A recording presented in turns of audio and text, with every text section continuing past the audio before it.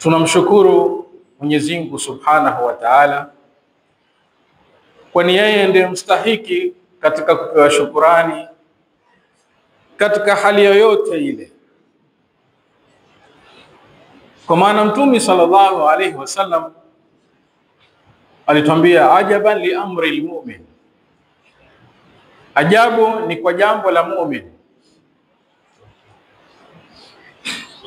In asabatuhu sarra, yakimpata mwanadamu ya furaha, shakara fakana khairan lahu, anashukuru na kwake ikawa ndiyo kheri. Na sisi alhamdulillah tumepaswa kumshukuru Mwenyezi Mungu Subhanahu wa Ta'ala kwa tukio kama hili. Mtume akaendelea kusema maajabu ya muumini, akasema wa in asabatuhu dharra, mwanadamu muumini akipatikana na misukosuko,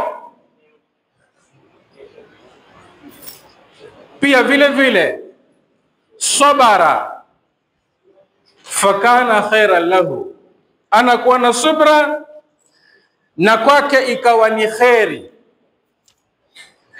Akakumbuka neno la Mwenyezi Mungu Subhanahu wa Ta'ala anaposema inna lillahi wa inna ilayhi raji'un,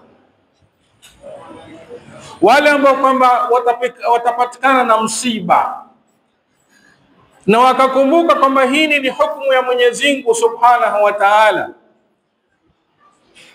wakabeba msiba kama huu kwa subra ya hali ya juu, sio subra ile ya kukosa namna nifanyeje. Kakumbuka maneno ya Mwenyezi Mungu Subhanahu wa Ta'ala, ukasema inna lillahi wa inna ilayhi raji'un, ndio sifa ya muumini. Wa in asabatuhu dharra, muumini akimpata matatizo, sabara, anakuwa na subra, fakana khairan lahu, na ikawa kuna khairi kwake, kwa sababu Mwenyezi Mungu Subhanahu wa Ta'ala anatuambia innama yuwaffas sabiruna ajrahum bighairi hisab. Mwenyezi Mungu Subhanahu wa Ta'ala anawalipa wale wenye subra malipo yao bila ya hisabu, kwa sababu subra ni jambo muhimu sana katika dini yetu sisi Waislamu.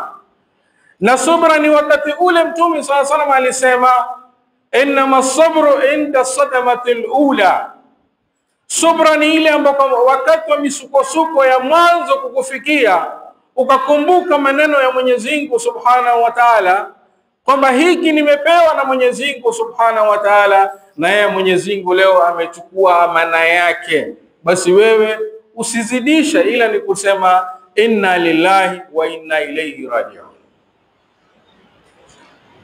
Mwenyezi Mungu Subhanahu wa Ta'ala ametuambia katika suratul Mulk, tabarakalladhi biyadihi almulk,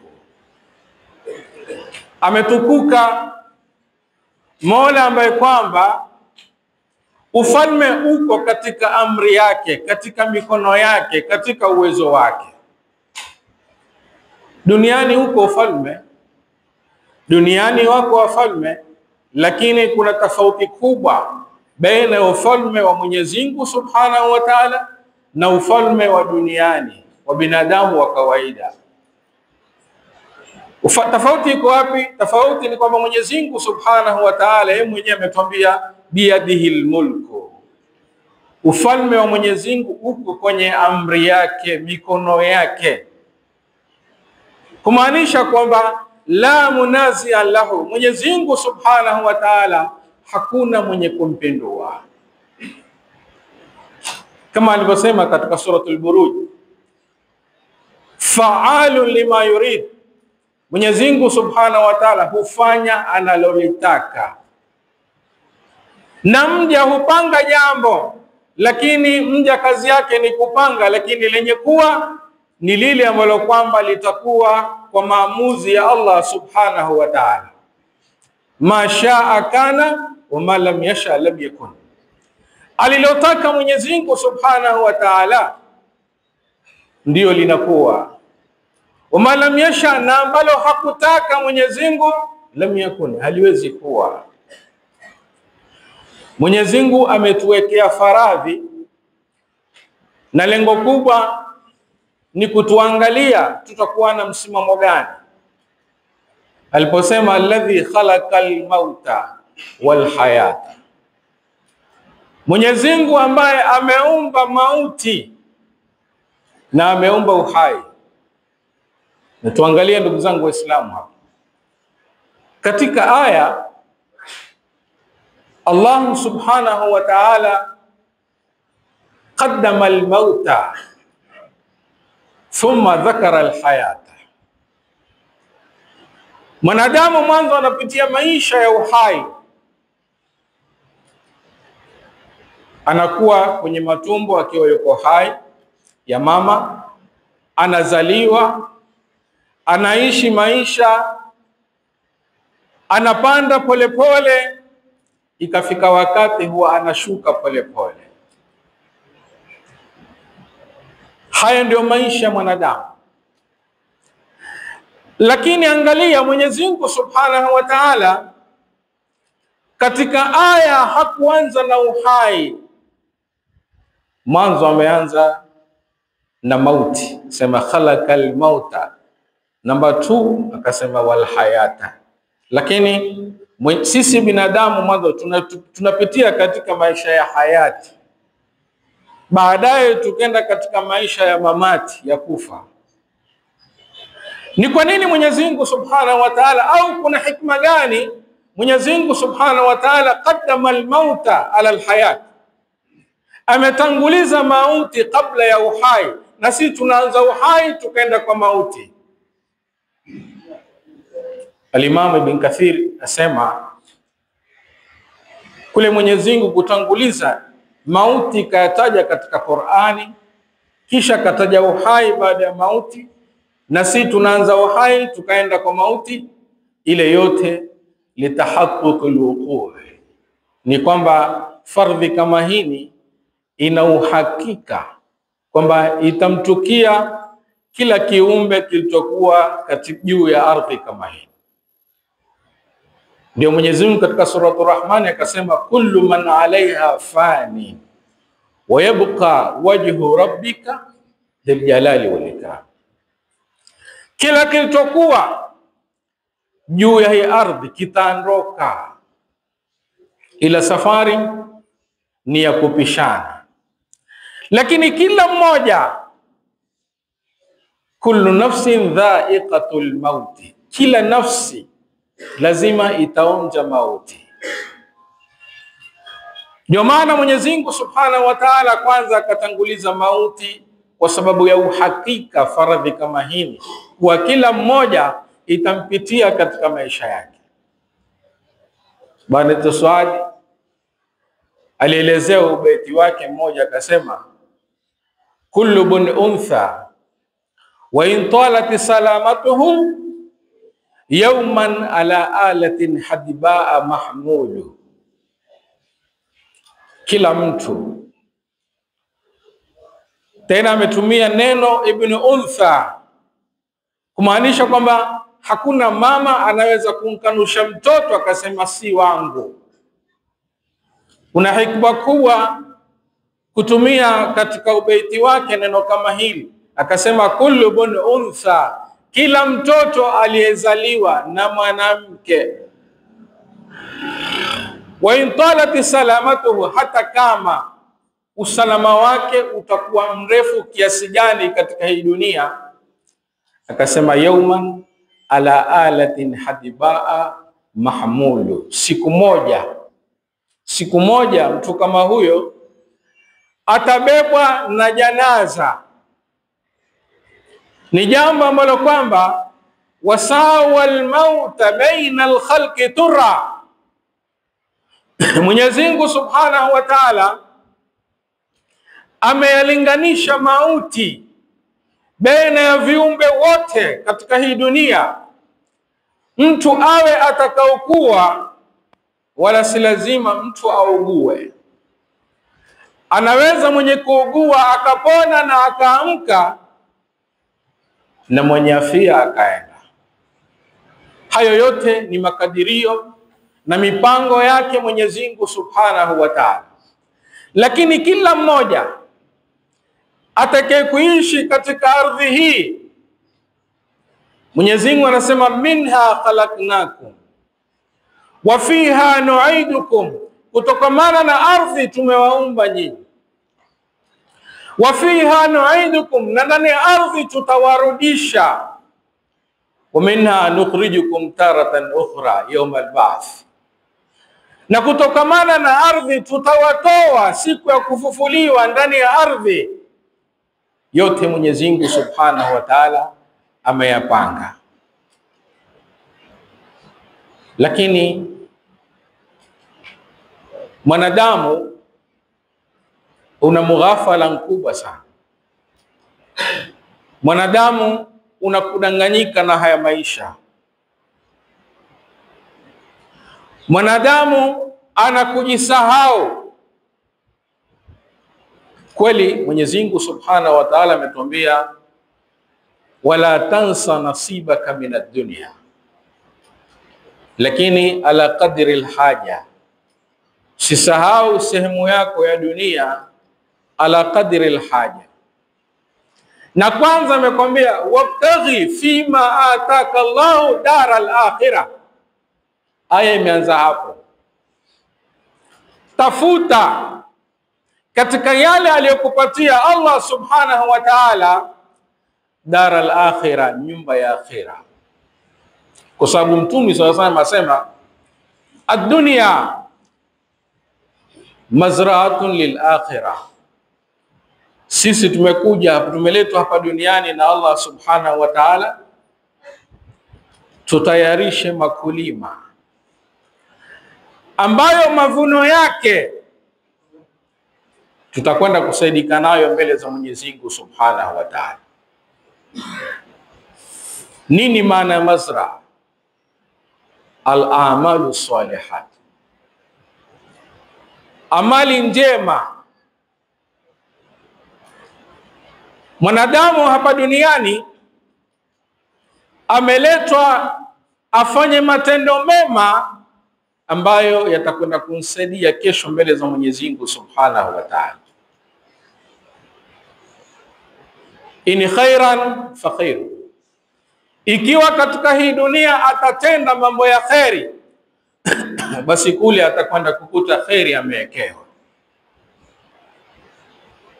Wa in sharran fa shar, ikiwa hapa duniani makulima yake hayakuwa mazuri, basi ndio yale ambayo kwamba atakwenda kuyakuta siku ya kiyama mbele za Allah Subhanahu wa Ta'ala.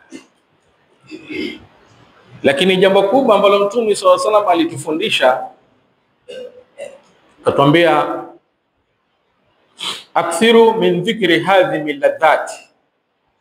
Katika haya maisha inatakikana sisi ndugu zangu Waislamu tukithirishe sana kutaja kitu chenye kukata starehe za dunia.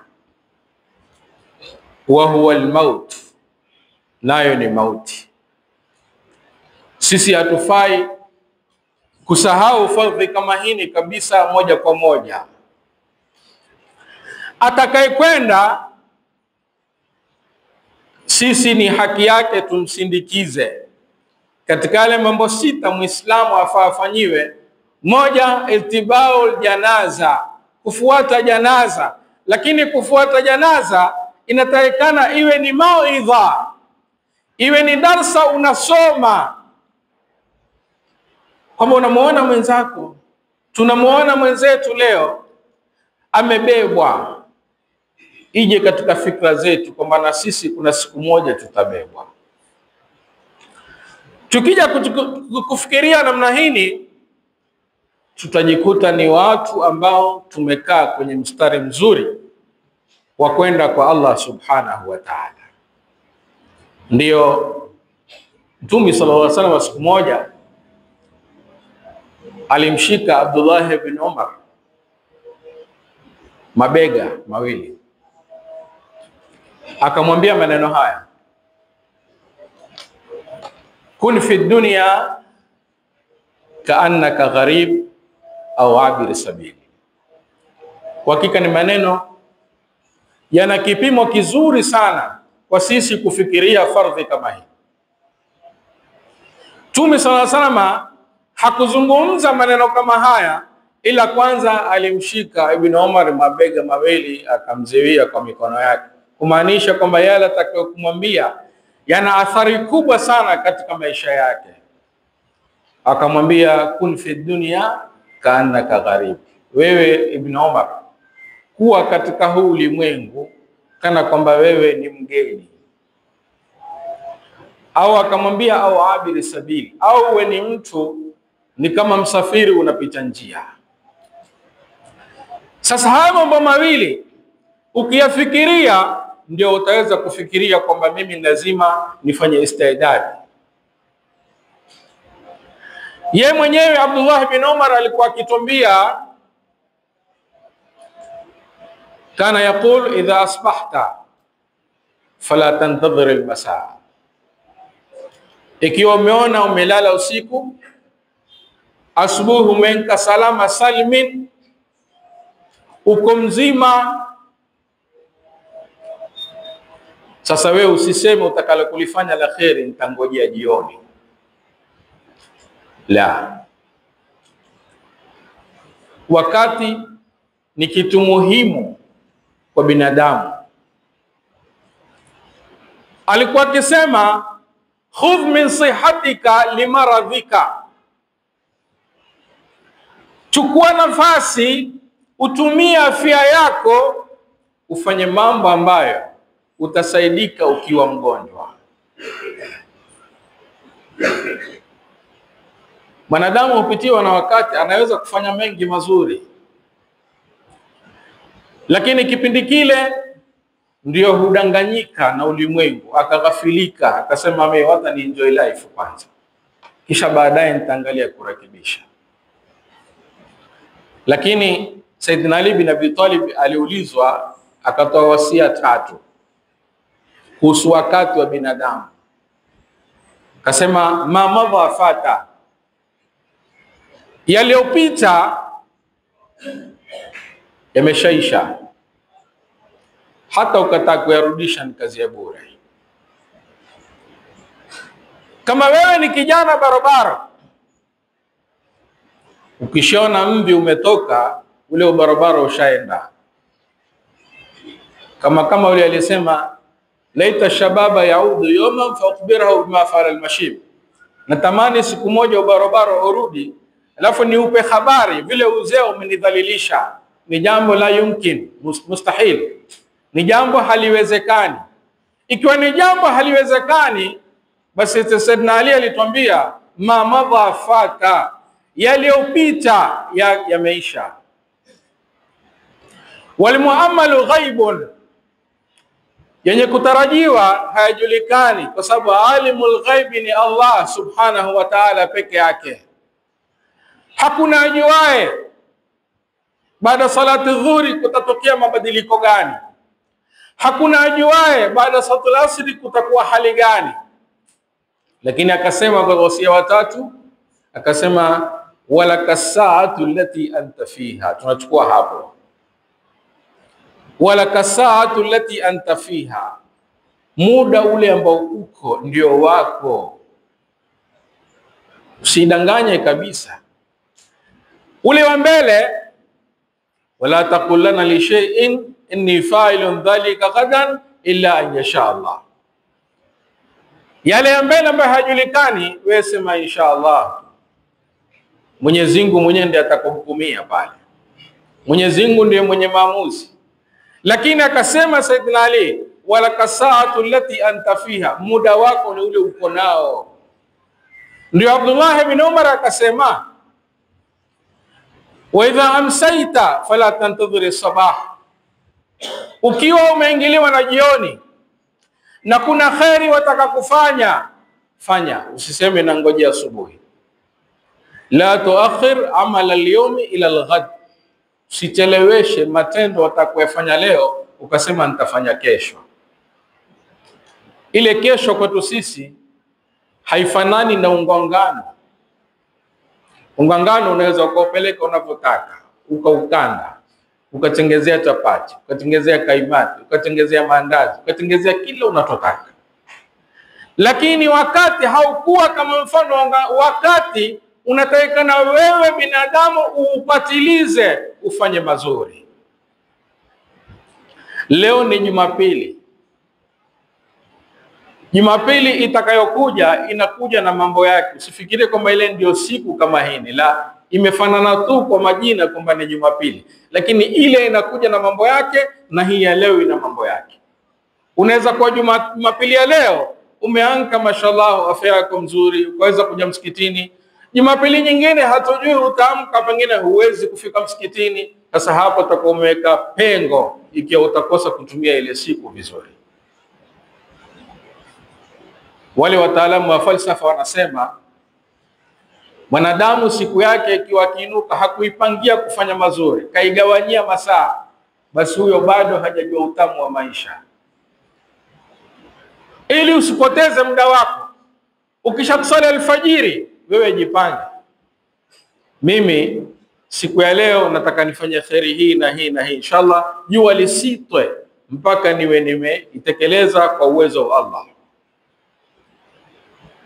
Na Mtume sallallahu alaihi wasallama alipotuhusia sisi tukumbuke mauti, ni kwa sababu kuna kitu kimoja muhimu kila Muislamu lazima akikimbilie: husnul khatima inda al-maut.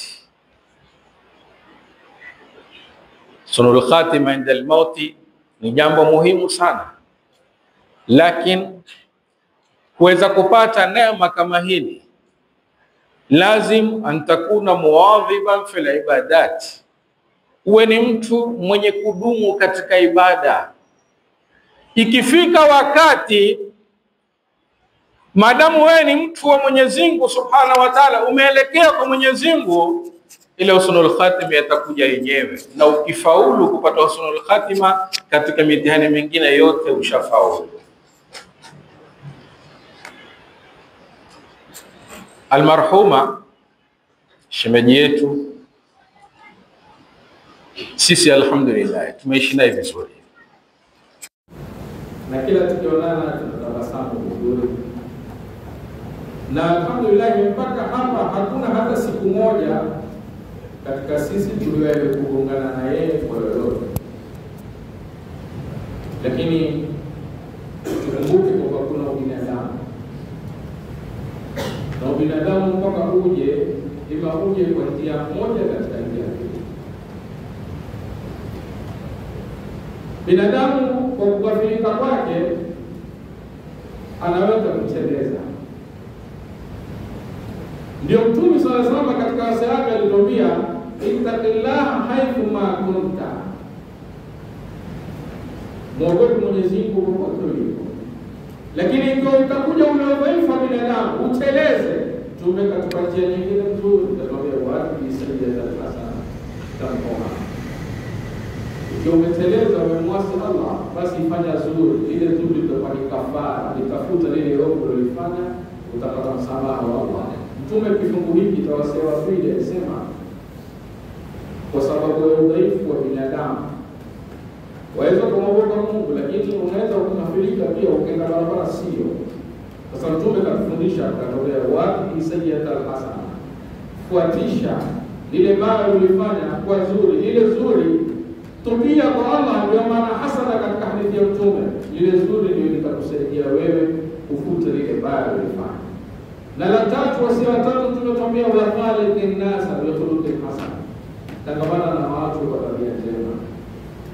Na hakuna kitu kama kitasababisha mizani la abdi iwe mzito, mizani ya muumini siku ya kiyama, si taqwa wa husnul khuluq, ila muogopa Allah na tabia njema. Ni vitu ambazo vitasababisha mizani iwe mzito ya hasanati siku ya kiyama.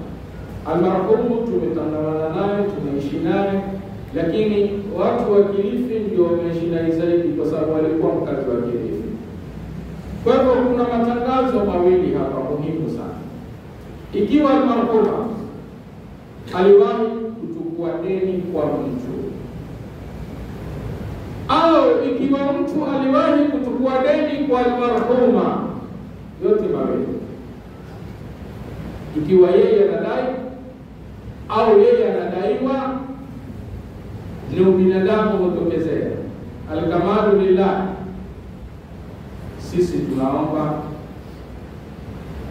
dhima kama hiyo iondoke kwake, iende kwa wahusika. Hilo la kwanza. La pili, kulingana na binadamu, pengine siku moja aliwahi na mtu kimaneno, wakulika insanu dhaifa, wanadamu naomba ni dhaifu, anaweza kujisahau wakati wote. Sisi tunaomba tumsamehe bure, ili ende mbele za Mwenyezi Mungu Subhanahu wa Ta'ala radhiyatan mardiya, awe ni mwenye kuridhia mazuri atakayopewa na Allah Subhanahu wa Ta'ala. Na msamaha huko, na wewe ukisamehe mtu watakuwa leo kwa amekufa, hata ukisamehe mtu yuko hai.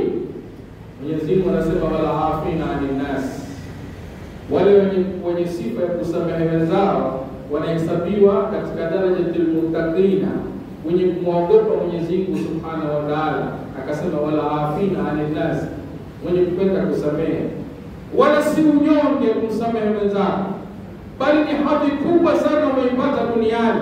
Mtume sallallahu alaihi wasallam asema, nikimalizia, afdalul fadail an tasila man qata'aka, katika yale mambo bora tabu kabisa, mazuri zaidi ya mambo mazuri, tumesema an tasila man qata'aka, aliyekukata wewe mke. Lakini sisi binadamu sema, kwa nini mimi nifanye mnyonge nidhalilike kwa yule? Hapana, wewe ndio mzuri na nguvu zaidi. Antasila man qata'aka ni maneno ya Mtume sallallahu alaihi wasallam. Muunge anayekukata, wa tuti ya man haramak, anayekunyima wewe mpatie. Ndio tunasema watasfa man balama, aliyekudhulumu msamehe. Na Mwenyezi Mungu atakuwa katika ile grupu wala afina anin nas wallahu yuhibbul muhsinin, wenye kusamehe watu wanahesabiwa ni katika darajati almuttaqin, wenye kumwogopa Mwenyezi Mungu Subhanahu wa Ta'ala. Kwa nini fadhila kama hizi tunazikataa sisi tunapoislamu? Kwa basi tunaomba kwa roho safi kwamba shemeji yetu ni mkazi wa Kilifi, ameishi miaka mingi, ikiwa alikwaruzana na mtu yoyote, ni mwanamke mwenzake au pengine ni mwanamume, basi tunaomba amsame na hiyo dhima iondoke kwenye mbele yake, ende kwa Mwenyezi Mungu Subhanahu wa Ta'ala, apate utulivu mwema, apokewe vizuri na malaika mukarrabin. Mwenyezi Mungu amsamehe dhambi yake, ampe kitabu chake kwa mkono wa kulia, amweke jirani na Mtume Muhammad sallallahu alaihi wasallam, amsamehe dhambi yake, amweke katika jannatul firdaus. Wassalamu alaikum wa rahmatullahi